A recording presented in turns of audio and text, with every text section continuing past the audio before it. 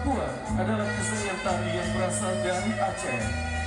Tari ini merupakan visualisasi dari salah satu filosofi hidup warga Aceh, yakni menjunjung ramah tamahan dalam menyambut tamu.